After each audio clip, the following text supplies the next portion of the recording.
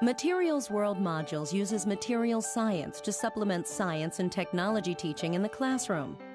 MWM unites the abstract quantitative methods of scientific inquiry with the concrete methods of technological design. MWM was created by Northwestern University materials scientists, education researchers, and high school science teachers. Each module has been field tested in science courses nationwide, including chemistry, physics, biology, earth science, physical science, technology, and engineering. Evaluation currently underway points to significant gains in knowledge by students from diverse backgrounds. Materials World modules give students real-world experiences with cutting-edge science, links scientific inquiry with technological design, builds social skills through group work, aligns with science content standards and surpasses process standards, enriches teaching. Materials science is at the intersection of all of the sciences. You don't put away your biology, you don't put away your physics, you don't put away your math, you don't put away your chemistry, you don't put away your earth science. You take all of it. However you can get it to apply, you apply it. It's teaching a relevant area in materials science where your science intersects with what's going on in the cutting-edge world. These topics, these aren't from 1950s, these aren't even from 1980s, these are from 2000 and up, and they continue to be updated. So this will get your students hooked, and they will see an application for your science to this very relevant area. And I think it's the connection to the real world the kids live in. By coming at it from the direction of material science, you're talking about what everything's made out of. Everything, their whole infrastructure, whatever is around us, is made out of this material. And so there again, when the kids are working with this stuff, they can relate it back. They can go home and tell their parents, hey, I know how concrete is made. I know this, I know that. And it's really about everyday stuff that's all around them. MWM is different than a traditional science class in many ways. And it really depends on the teacher how far away from traditional science the teacher wants to take the module. That's one reason that I like it, because it's so flexible. You can really do whatever you like with it and go anywhere with it. It allows the student to have control of their own learning and opens up the opportunity for trial and error and testing and what we call inquiry, and really doing work that is inquiry-based in the true sense. Scientific inquiry generally starts with a problem or an observation or a product or something that you want to gather more information about. Those can be turned into hypotheses.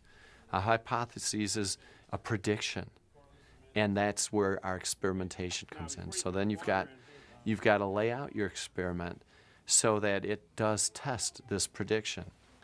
Then you carry out that procedure. You do that experiment. You gather that data. You put it in a chart or a graph or both or several. That data is the data that came out of your experiment. That's what you got. Those are the same kinds of things that we want the students to do in the MWM modules. We want them to make their predictions, to generate hypotheses, to gather data, to evaluate their data, and to present to the class, to put it out there for discussion. Inquiry and design go together, and it's not a matter of you can either do inquiry or do design. To MWM, the idea is really that you can't do inquiry unless you allow the student to come to some place where they can do a complete whole or holistic product at the end, or come to some kind of a design question. If anything, we could leave it in here in a way and just cut out that middle part, and it'll just have that framing. That'll keep it from collapsing too. It'll act as like a reinforcement. The design is the best part. The design is where you see students have, every team of students is going to have competing hypotheses. They're going to have, within a group of 2 or 3, there are going to be 2 or 3 to 6 different hypotheses. They choose one. The one they choose might be different from every other one that all the other groups choose. What they arrive at in their design is going to be completely different than what everybody else arrives at in their design. This is where the students get to have total command of their learning process, and they will learn and they will remember. I learned that the students, when they designed something and it failed, they were very disappointed. And I tried to get across to them the idea that because it failed does not mean you wasted your time. Because it failed, you learn what doesn't work, and that's learning. You are further ahead than what you were when you started out, because now you know this is not the way to go. There's some other way you've got to go. There's a kind of a model here I see of the real world, what engineers do, what people do in jobs, and I think it's pretty rare when anybody is in industry and you are all by yourself. You always work with a group of people. And so you need to start training these students at an early age to work together cooperatively, and they really need practice because they tend to be all individuals at this level.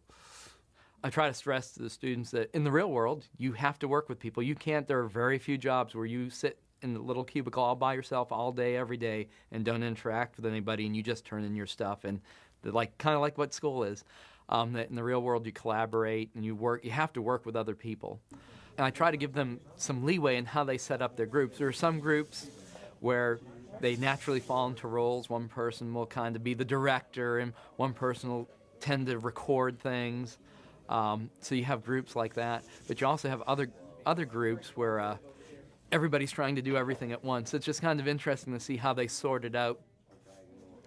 In MWM and group work, everybody's skills are necessary and to draw upon. And so everyone has skills. And it may be in a traditional class, you only need the student who's good at doing this or this. But in a real setting or in an open-ended inquiry in a design project, you have many, many demands on many types of skills. So everyone in the group is valuable and a valued member of the team, and that value is reflected in how they feel about what they've been doing and how the others feel about their peer students. Look at the bottom where it starts.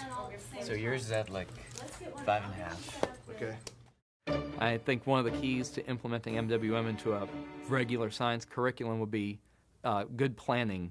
Sitting down and looking at what modules would fit best with what curriculum. Although there are many ways to tie them in, you can stress what you want to stress and kind of de-emphasize the other things that aren't important. The modules fit very well into science standards, and you can take your state standards in not only the science standards but the technology standards, and so it's very easy to match them up with the science standards. I look at the content objectives that the state is asking us to teach, and then we look at the modules. Obviously, you don't cover every content standard in any one given module, but you cover a certain number of them. Now, you can study these same concepts in many, many different ways, but the Material Worlds modules give you a good way to slot into the content. There are also many science standards that are process standards, and these certainly fill those process standards very well. Like interpreting data, analyzing data, drawing conclusions from data, making predictions before you even begin to collect your data. They work on teamwork, team building, trying to work as a group and trying to divide roles and to, as you collect data, to help each other with that data collection. Just even lab safety and keeping a clean lab and watching out for other people in the lab. So there's a lot of things you can do. There's always thinking of things to add to the curriculum, never things to take away. But all the national standards point to the fact that we should be teaching more depth and less breadth. So that may mean that you're going to have to decide, what do I take out for my particular class, and which do I put in? What do I put in? How much do I put in? That the modules are so adaptable does help there, because again, you know your specific situation. You can adapt a module, or you can choose a different module. You pick what's going to do you the most good in your classroom. What will help your students the most? You make that choice. It depends on what the teacher's looking for and what the teacher wants the student to learn. If it is the science concepts, then you can put them right into a typical assessment, traditional assessment. But if it is something other than that, some original thinking or some reflection on what they've learned and going back and redesigning, then the rubric or the final product and how the student has gotten to that point, we devise rubrics pretty much for each design project because they're all different and they're looking for different specific things in each one. So I would say you could do it in a traditional way. You can do it by looking at the design logs that they're keeping, writing, and also by rubrics along the way. Learn about material science as much as possible. Make as many connections to the other sciences as much as possible. Practice the work yourself several times.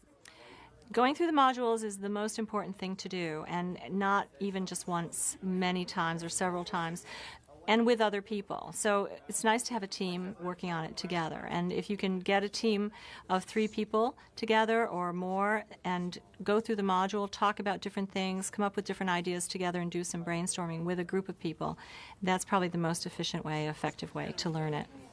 You got to make the model like about a meter.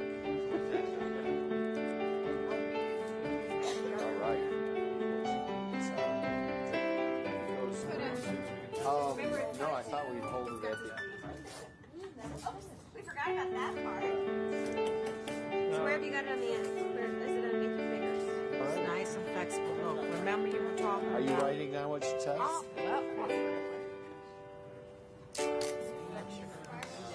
Should I ignore that or get another stick? Sure. So you just did a test. Yeah. So write it down. Right. Even if you just jot down a note. We did this, it's still bending. We did this, still bending. And eventually you want to try to have like 3 or 4 things like you could vary what you're putting in here.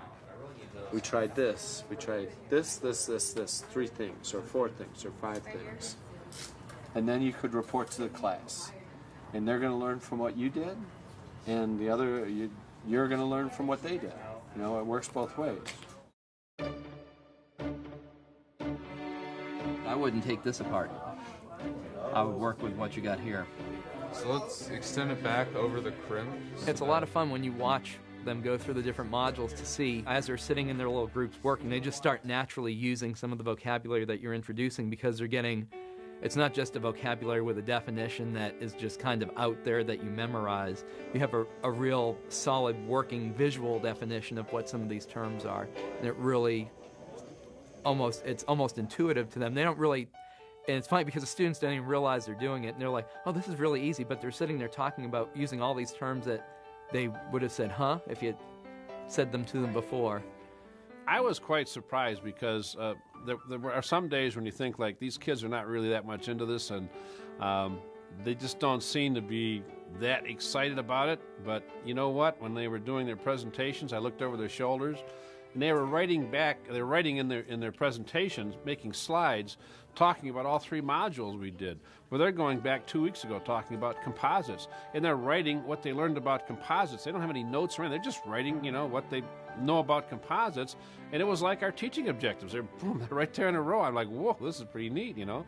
So they really somehow, they retain it because they're using it. They're using their knowledge, not just trying to memorize it. There's a big difference. Once they know that it's all right to try things and there's no wrong answer, and once they know that we're looking for them to get their hands on this material and we want that, and we want them to come back and tell us what they're doing and be very open and have a dialogue with us and with each other, work together with each other. Once they understand that, they flower. They really do, and it's a great thing to see. It bounces in, and then this goes down with it. It stops, it pops it out. Can I fit it in? You can't.